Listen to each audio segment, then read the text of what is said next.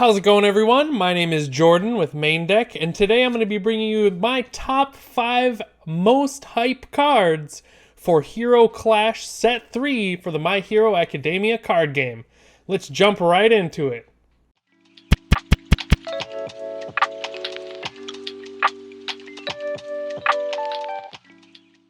Hey everyone, welcome back. As I stated, I'm going to be giving you guys my top 5 most hype cards. Technically it's 6, I'm cheating a little bit, but they're kind of the same. But yeah, so I just want to go over why I think they're personally hype. These aren't necessarily the cards I think that are the best in the set or anything like that. They're just cards that I personally am excited about and have some fun builds that I want to use around, or it could even be something as, you know, just the theme or the art on the card that I just like a whole lot and I'm excited to collect it. So without further ado, let's go ahead and let's get right to it with our first card on the menu, Blood Moon Rending. This is a 4 difficulty, low block 1, 3 mid for 4. At face value, doesn't seem all that spicy yet. It has Order, Evil, and Void.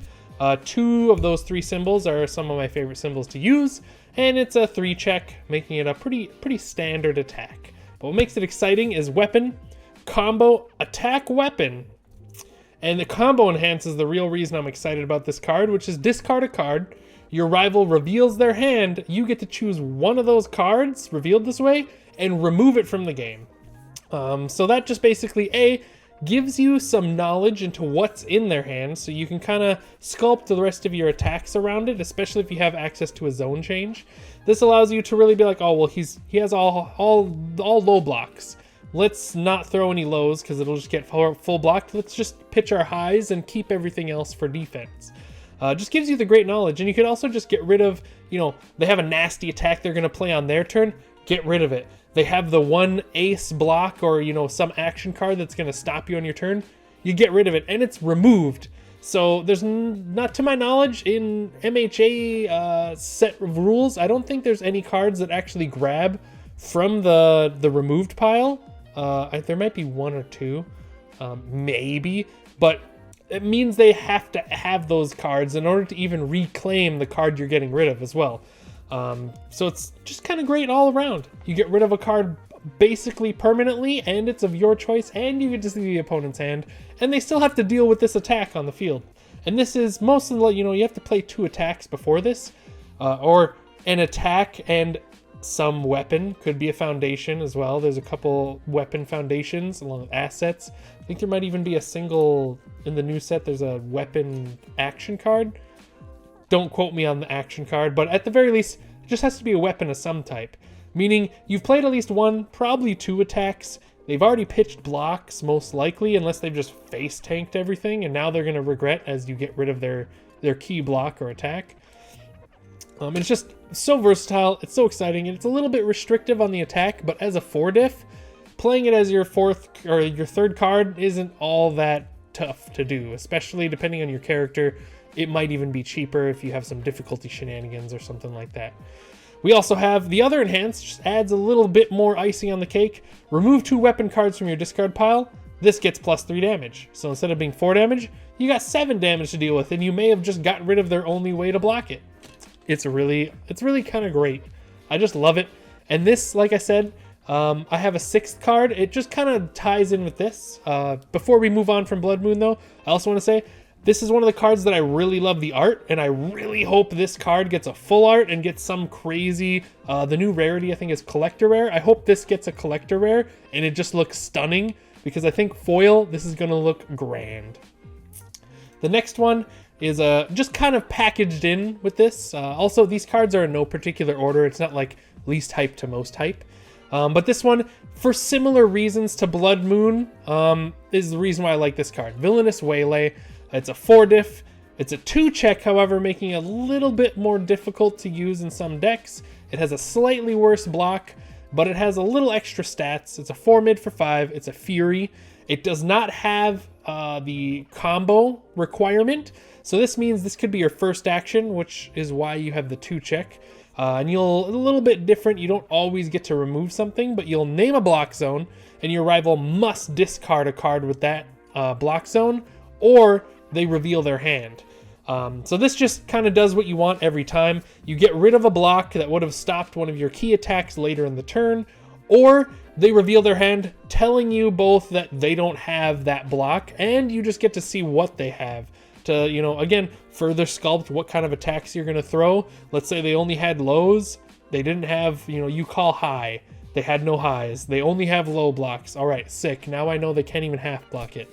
It just is going to do great things, and the fact that you can play it first to really start the turn off with it is going to be great. And you'll notice that this doesn't say anything about needing to be weapon or anything. And the first attack for this combo is attack. So there's a world where you play both of these in an evil or void deck. You start the turn with this, remove a block zone. You're probably going to call mid because you already have 2 mid attacks. It'll be, you know, probably pumped up with some stats. So you're like, get rid of your mid block. They don't have a mid block, they reveal. You now know your gravy for the rest of your mid attacks, which are just going to be nasty. And that way, when you have them remove a card, you can see if they have something crazy. So let's say you use this and you already know that they don't have anything. You can just save this for later. Either way, I like both of these cards. The art on both of them is fantastic.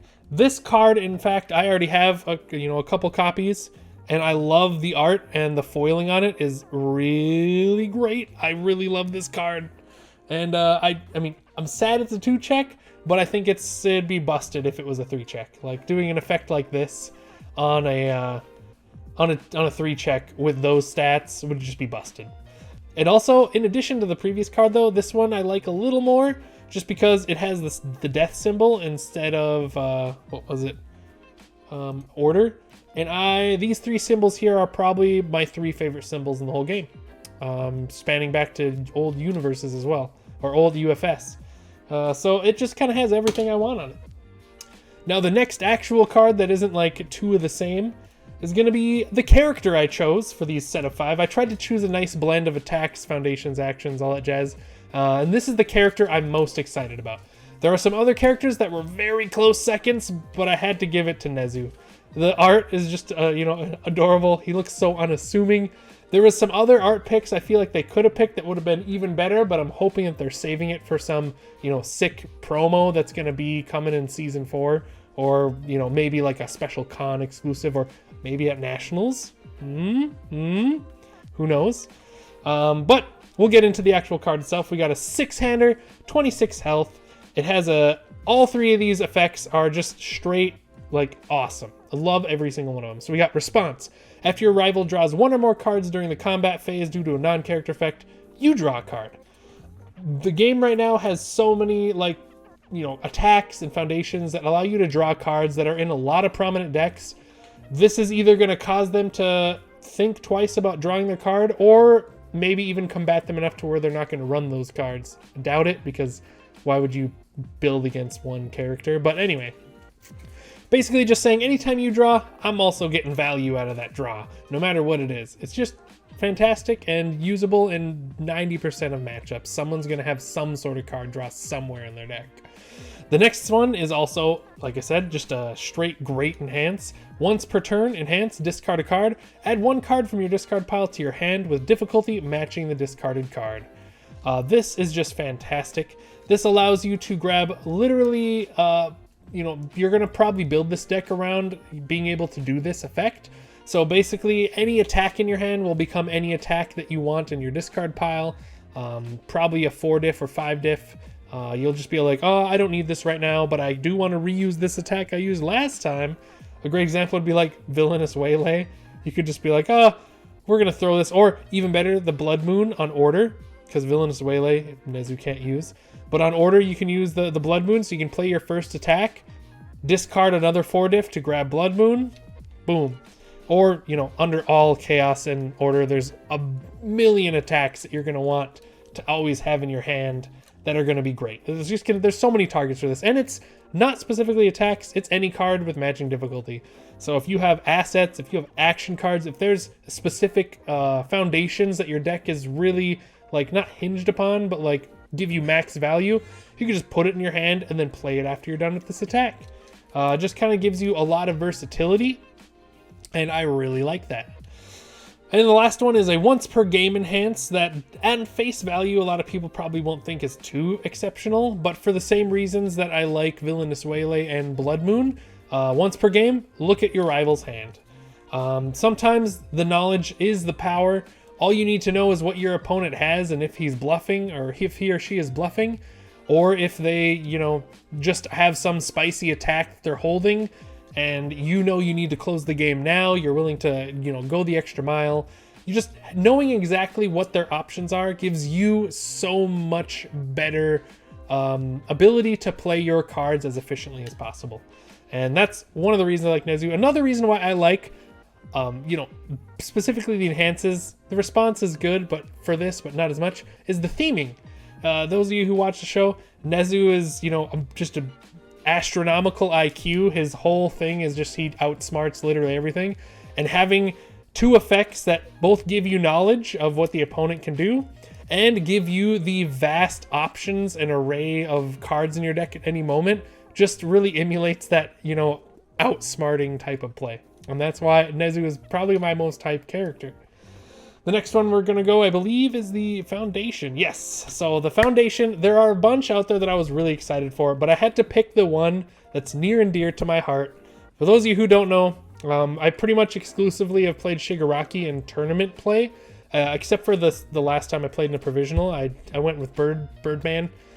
Birdman was my original first one, but as I started playing Shigaraki, I loved the more technical, precise defensive play that I could do with him, where I just kind of, you know, take my shots when I can get them and hold back and just stop everything the opponent does and just slowly chip away at the, well, I say slowly, but as you guys know from Shigaraki, the second he hits you, it's more than chip damage.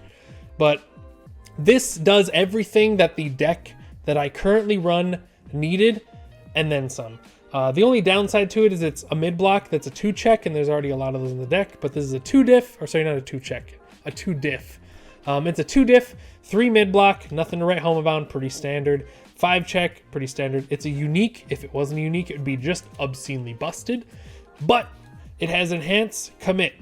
If your mid attack or fury attack is completely blocked, your rival destroys 1 foundation. This is just fantastic.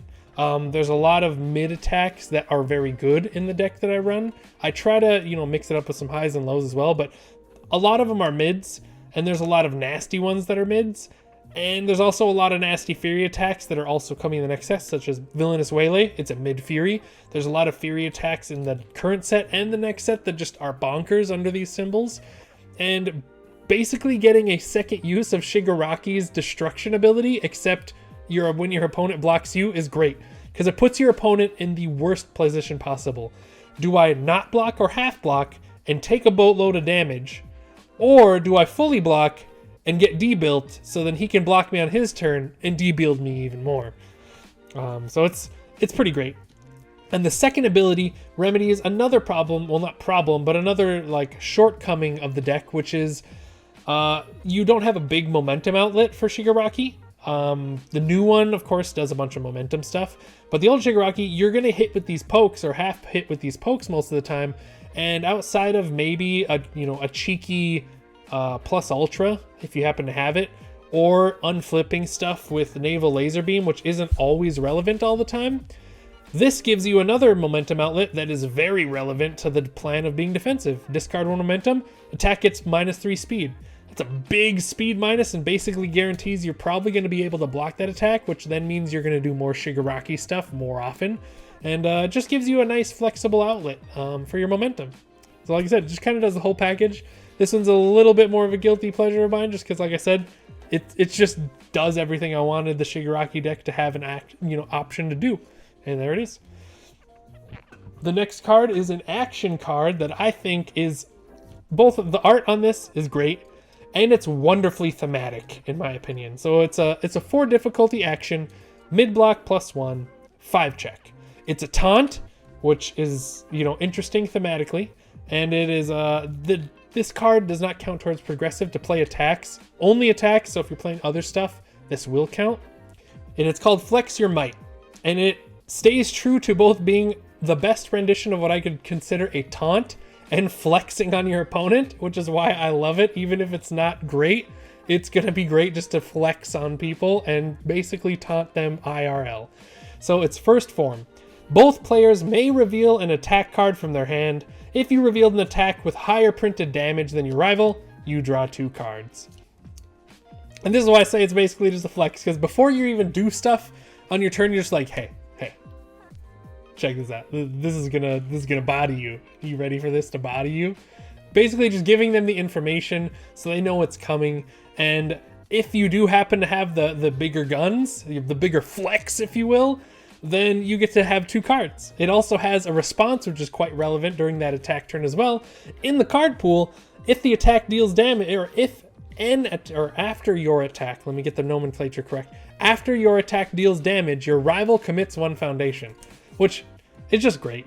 Under these symbols, there's also already a fair amount of stun or like ways to commit stuff, whether they block or not block it. So it just adds more insult to injury and makes it, just relevant throughout the whole turn. If it's just one big, attack turn, every time they get hit now, not only do they have to worry about the big damage attack you revealed that's eventually coming, but now every time they don't block stuff, they're going to have less resources, commit, and then you hit them with the big Bombo Blast. And yeah, so everything from the art to the theme of being a taunt called Flex Your Might, where the object of the cards is literally just to flex on your opponent that you have some big beefy attack, I find delightful on all fronts. Which leads us into the last card, which I think maybe you can play this card. I can't remember if it has all or not. I think it has all, but would be a great candidate for Flex Your Might. Hulking Grimace. It does not have all, rip, so you can't use Flex Your Might because it would just be guaranteed draw 2, I guess. It would literally just be like any 5-hander is going to play Flex Your Might if they're playing Grimace. It's just like, hey, free 2 cards, you're not beating 10 damage. But this card, I'm really excited about. I'm not a huge Nomu guy, but I like the idea of Nomu, and I like some other 5-handers. But I also just like the idea of attacks that just have bonkers high stats for no reason, or not for no reason, but it makes it cool. So there's a world where you plus ultra this attack and just like, here's a raw 20 without any other modifiers. I hope you can block it or you're just dead.